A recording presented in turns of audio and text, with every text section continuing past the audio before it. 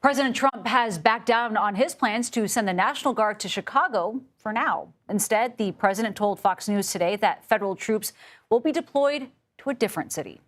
We're going to Memphis. I'm just announcing that now, and we'll straighten that out. National Guard? National Guard and anybody else we need. And by the way, we'll bring in the military, too, if we need it. President Trump said both the state's Republican governor and Memphis's Democratic mayor were happy about these developments. But the mayor had something different to say this afternoon.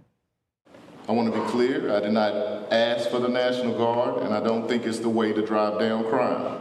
My commitment is to make sure that we work strategically to ensure that this happens in a way that truly benefits and strengthens our community.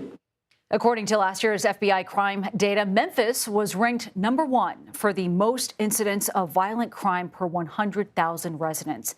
And for more, let's bring in CBS News White House reporter Aaron Navarro.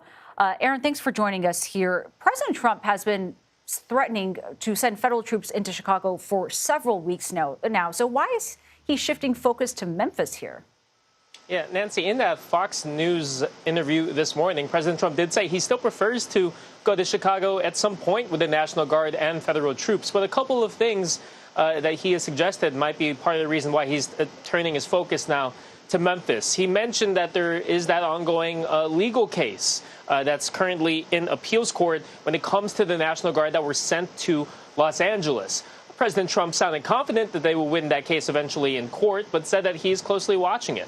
Another reason, he mentioned that Governor Pritzker of Illinois does not want the National Guard in Chicago. In the last couple of weeks, President Trump has said that he wants to go to places where the local officials, the politicians there, the leaders want them to help curb the crime.